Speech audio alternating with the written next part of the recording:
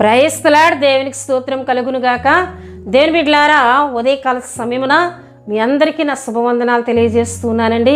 ప్రతి ఉదయకాలం నడిపింపబడుతున్న మా వాగ్దాన పరిచయాన్ని వీక్షిస్తూ ఆత్మీయంగా బలపడుతున్న మీ అందరిని బట్టి నేను దేవుని స్తుతులు చెల్లిస్తున్నాను. ప్రతి ఉదయకాలం వాగ్దానమును చూస్తూ ఆత్మీయంగా బలపడుతూ మీ ప్రార్థన అవసరాలను మాకు తెలియజేస్తూ ఉన్నారు. మీ అందరి కొరకు ప్రార్థిస్తున్నామండి. మరి ఏమైనా ప్రార్థన అవసరాలు ఉన్నట్లయితే దయతో మాకు తెలియజేయండి. మరి ఎక్కువగా మీ అందరి కొరకు ప్రార్థిస్తాం. దేవుని బిడ్డలారా, మరి ప్రతి ఉదయకాలం దేవుడు చక్కటి వాగ్దానంతో మన అందరితో మాట్లాడుతున్నారు. ఈ ఉదయకాలం కూడా ఒక చక్కటి వాగ్దానంతో దేవుడు మనల్ని దర్శించబోతున్నారు. ఆ వాగ్దాన వచనమును నేను చదువుతున్నానండి. అపోస్తుల కార్యములు 23వ అధ్యాయము 11వ వచనాన్ని మనం చదువుకుందాం. ఆ రాత్రి ప్రభు అతని యొద్ద నిలుచుండి, ధైర్యముగా ఉండుము, యెరూషలేములో నన్ను గూర్చి నీవెలాగూ సాక్ష్యం ఇచ్చితివో అలాగన రోమాలో కూడా సాక్ష్యం ఇయ్యవలసి ఉన్నదని చెప్పాను. హల్లెలూయా. ఈ మాటను ప్రభు పౌలు గారితో మాట్లాడుతున్నట్లు, దేవుడు పౌలు గారితో మాట్లాడుతున్నట్లు దేవుని వాక్యంలో మనం చూస్తున్నాం. ఆ రాత్రి అని అక్కడ మనం చూస్తున్నాం.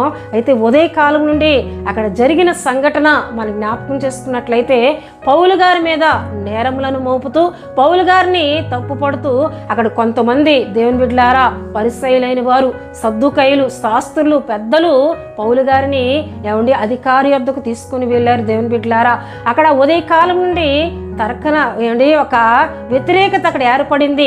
పౌలు గారి విషయమే వాళ్ళు వాదిస్తూ ఉన్నారు. పౌలు గారిని చంపివేయాలి, పౌలు గారు నేరమునకు అర్హుడు, పౌలు లేకుండా చేయాలని అక్కడ వారందరూ కుట్ర పన్నుతున్నట్లు దేవుని వాక్యంలో 23వ అధ్యాయము మొదటి నుండి మనం చదివినట్లయితే చాలా విషయాలు మనకు అక్కడ కనిపిస్తూ ఉంటాయండి. హల్లెలూయా, హల్లెలూయా. అయితే ప్రియ దేవుని బిడ్డలారా, ఆ అధికారి పౌలు గారిని మరలా రేపు నేను సమావేశ పెడతానని మరలా చెరసాలలో వేయించినట్లు దేవుని వాక్యంలో చూస్తాం. అయితే ఈ పెద్దలైన వారు అందరూ, దేవుని బిడ్డలారా, పరిసయ్యులైన వారు, సద్దుకయ్యులు, వీరందరూ ఒక స్థలంలో కూడి పౌలు గారు చనిపోయినంత వరకు పౌలు గారిని మనం ఎలా అయినా చంపివేయాలి, పౌలు లేకుండా మనం చేయాలి, అంతవరకు మేము ఆహారం ముట్టుకోం, మేము ఆహారం ఎవరం కూడా తినము అని ఒక మొండి పట్టుదలతో వారందరూ ఉంటూ ఒక స్థలంలో వారు మాట్లాడుతూ ఉన్నప్పుడు పౌలు గారి యొక్క మేనలుడు దాన్ని విని దేవుని బిడ్డలారా పౌలుకు తెలియజేస్తూ, అంతేకాకుండా అధిపతికి తెలియజేసినప్పుడు దేవుడు ఆ సమయం అందే, ఆ రాత్రి కాలం అందే దేవుని బిడ్డలారా పౌలు గారిని వేరే స్థలానికి అధికారి పంపివేసినట్లు అక్కడ దేవుని వాక్యంలో మనం చదివితే చాలా విషయాలు మనకు అర్థమవుతూ ఉంటాయండి. హల్లెలూయా.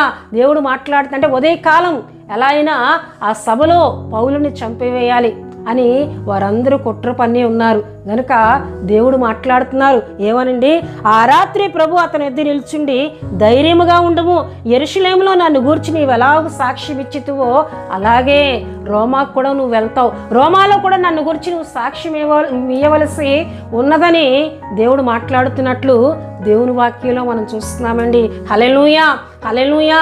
దేవుని బిడ్డలారా, పౌలు చాలా సందర్భాల్లో భయపడుతున్న సందర్భాలు దేవుని వాక్యాలు చూస్తాం. ఎన్నో మార్లు దేవుని బిడ్డలారా పౌలు గారిని దేవుడు బలపరిచిన సందర్భాలు దేవుని వాక్యంలో మనం చూస్తుంటాం. చూడండి, ఈ విషయాలు మనకి 18వ అధ్యాయం, ఇదే అపోస్తుల కార్యములు 18వ అధ్యాయము 10వ వచనంలో చూస్తే ఇక్కడ చక్కటి వాక్యం మనకు కనిపిస్తుందండి. 9 నుండి, రాత్రి వేళ దర్శనమందు ప్రభువు, నీవు భయపడక మాట్లాడము, మౌనంగా ఉండకము, నేను నీకు తోడై ఉన్నాను, నీకు హాని చేయుటకు నీ మీదకి ఎవడునూ రాడు, ఈ పట్టణంలో నాకు బహు జనం ఉన్నదని పౌలుతో చెప్పగా. హల్లెలూయా, హల్లెలూయా.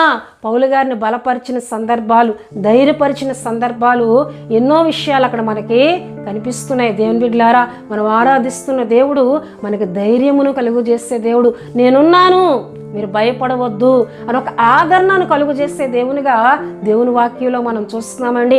ఆనాడు పౌలు గారినే కాదు ఆయన ధైర్యపరిచింది. ఈ దినాల్లో ఆయనను విశ్వసించిన ప్రతి ఒక్కరిని కూడా ఆయన ధైర్యపరుస్తూ ఉన్నారు. నేను నీతో ఉన్నాను, నీకు తోడుగా ఉన్నానని ఎన్నో మార్లు ఆయన బలపరిచిన సందర్భాలు దేవుని వాక్యంలో మనం చూస్తాం. అంతేకాకుండా ప్రియ దేవుని బిడ్డలారా, దేవుని వాక్యంలోకి మనం వెళ్ళి చూస్తున్నట్లయితే రక్తస్రావం కలిగిన స్త్రీ ఒక దినాన్ని యేసుక్రీస్తు ప్రభువారి వస్త్రం ముట్టినప్పుడు దేవుని బిడ్డలారా ఆమె రక్తధార కట్టెను అని దేవుని వాక్యంలో చూస్తాం.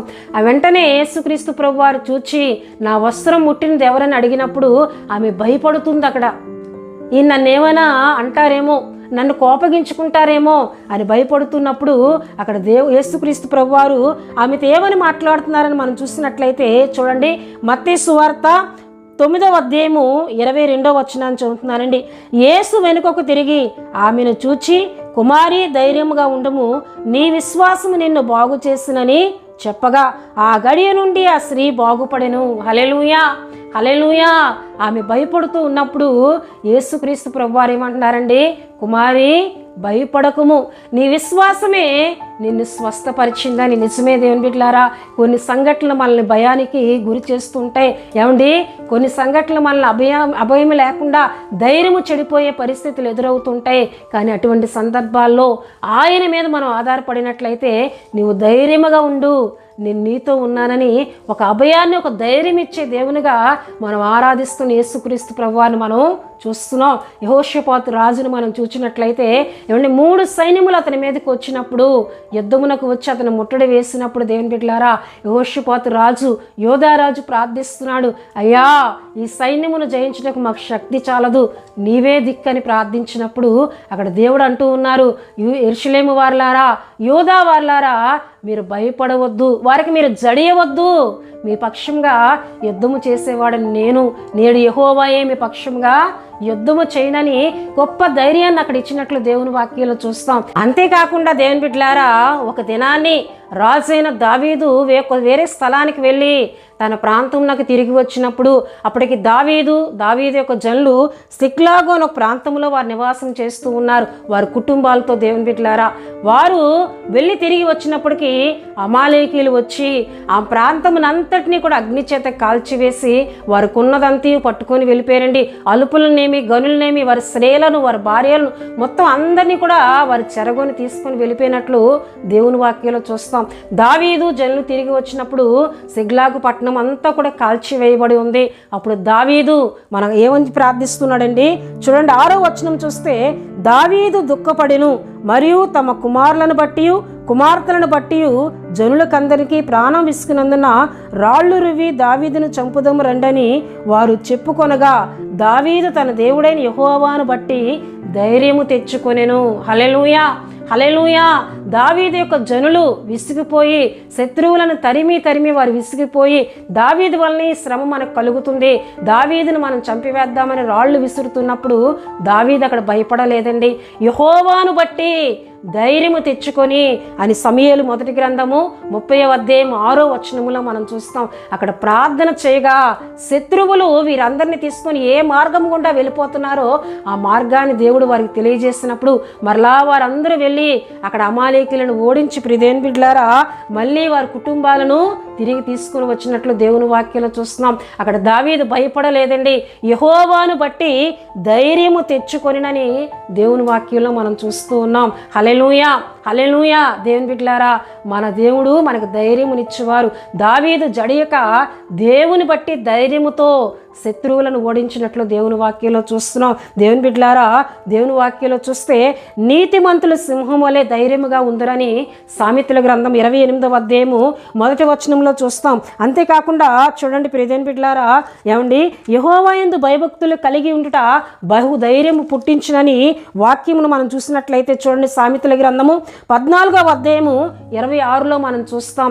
యెహోవా యందు భయభక్తులు కలిగి ఉండుట బహు ధైర్యము పుట్టించునని, అంతేకాకుండా నీతిమంతులు సింహం వలె ధైర్యముగా ఉంటారని. హల్లెలూయా. ఎవరు దేవుని బట్టి ధైర్యము కలిగి ఆయన మీద ఆధారపడి నన్ను దేవుడే చూచుకుంటారని విశ్వాసంతో వెళ్తారంటే ఆయన యందు భయభక్తులు కలిగిన వారు నీతిమంతులని దేవుని వాక్యం సెలవిస్తుంది. గనుక దేవుని బిడ్డలారా దేనికి భయపడక ఆయన నీతిని మనం కలిగి ఆయన యందు మనం భయభక్తులు కలిగి ఆయనను బట్టి ధైర్యము తెచ్చుకొని ప్రతి వాటిని కూడా జయించుటకు మనం ధైర్యమును పొందుకుందాం. దేవుని బిడ్డలారా, పౌలు గారిని దేవుడు బలపరుస్తున్నారు. ఆ రాత్రి నేను నీకు తోడే ఉన్నాను, నువ్వు భయపడవద్దు, ధైర్యముగా ఉండు, నువ్వు మరలా నా కొరకు వాడబడే సందర్భాలు ఉన్నాయి, నువ్వు రోమాకు వెళతావు, మరలా నన్ను గురించి నువ్వు సాక్ష్యం చెప్తావు, నేను వారి చేతికి నేను అప్పగించనని దేవుడు మాట్లాడినట్లే ఏమండి పౌలు గారి మేనల్లుడిని అక్కడ ఏర్పరచుకొని పౌలు గారిని ఆ స్థలం నుంచి తప్పించినట్లు దేవుని వాక్యంలో మనం చూస్తాం. గనుక శత్రువులను తప్పించిన దేవుడు, అపవాది నుండి మనల్ని తప్పించి కాపాడే దేవుడు. దేవుని బిడ్డలారా, ఈ లోకములో ఎదురయ్యే ప్రతి విధమైన శోధల నుండి, బాధల నుండి మనల్ని తప్పించి కాపాడి మనకు ధైర్యమిచ్చి అభయమిచ్చి మనల్ని కాపాడే దేవుడు మనతో ఉన్నారు. గనుక ధైర్యము కలిగి ఈ వాక్యమును విశ్వసించి మనం ప్రార్థన చేద్దాం. దేవుడి వాగ్దాన మాటలను దీవించునుగాక. దేవుని బిడ్డలారా, మీ అందరి కొరకు నేను ప్రార్థిస్తున్నాను. ప్రతి ఒక్కరూ కండ్లు మూసుకొని తలలు వంచి ప్రార్థనలో నాతో ఏకీభించాలని ప్రభు పేరట తెలియజేస్తున్నానండి. మహాపరిశుద్ధుడా, ప్రేమ కలిగిన తండ్రి, కృప కలిగిన యేసయ్యా నీకు స్తోత్రాలు చెల్లిస్తున్నాను. తండ్రి, ఉదయకాల సమయమున చక్కటి వాగ్దానం ద్వారా మా అందరితో మాట్లాడుతున్నారు. దేవా, మరి పౌలు గారి మీద అనేక మంది కుట్ర పన్ని చంపాలని ఆలోచన కలిగి ఉన్నప్పుడు ప్రభువా, ఇగో ఆ రాత్రి మీరు పౌలు గారిని ధైర్యపరిచి ఆ స్థలము నుండి వేరొక స్థలానికి మీరు తప్పించారు. పౌలు గారిని కాపాడారు. ప్రభు నీకు స్తుతులు చెల్లిస్తున్నానయ్యా. పరిశుద్ధాత్మ దేవుడా నీకు స్తోత్రాలు అయ్యా. ఈ ధైర్యాన్ని నీవిస్తేనే మేము పొందుకోగలం. ప్రభువా, ఇగో నీ నీతిని ఎవరైతే కలిగి ఉంటారో, మీ అందు ఎవరైతే భయభక్తులు కలిగి ఉంటారో వారు దావీదు వలె ప్రభువా, ఎటువంటి శ్రమలు శోధనలు ఎదురైనా ధైర్యము తెచ్చుకున్నని వాక్యంలో మేము చూచినట్లు ప్రభువా, తండ్రి, ధైర్యము కలిగి దేన్నైనా మేము జయించడానికి ముందుకు వెళ్తాం ప్రభువా. అటువంటి ధైర్యమును ఈ మాటలు విన్న బిడ్డలందరికీ మీరు దయచేయండి నాయనా. ఈ లోకములో ఎదురయ్యే ప్రతి విధమైన శోధనలను అయ్యా నీ నామం బట్టి జయించే ఆత్మీయత, విశ్వాసమును కలుగు చేయమని సన్నిధిలో ప్రార్థిస్తున్నాను. ఈ వాగ్దాన మాటలు విన్నా బిడ్డలందరిని ఆశీర్వదించమని అయ్యా, ఈ దినమంతా నీ కృపా, నీ కాపుదల తోడుగా ఉంచండి. బిడ్డల ఆరోగ్యములపై నీ కృపను ఉంచండి.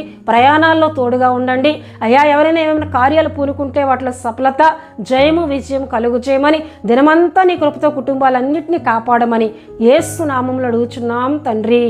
ఆమేన్. యేసు రక్తమే జయం, ప్రభుయేసు రక్తమే జయం, ప్రభుయేసు రక్తం సంపూర్ణమైనది. అపవాది క్రియలకనంత నాశనం కలుగునుగాక. ఆమేన్. ప్రభు మిమ్ములను మీ కుటుంబములను దీవించునుగాక, తన సమాధానముతో మిమ్మల్ని నింపునుగాక. ఆమేన్, ఆమేన్, ఆమేన్.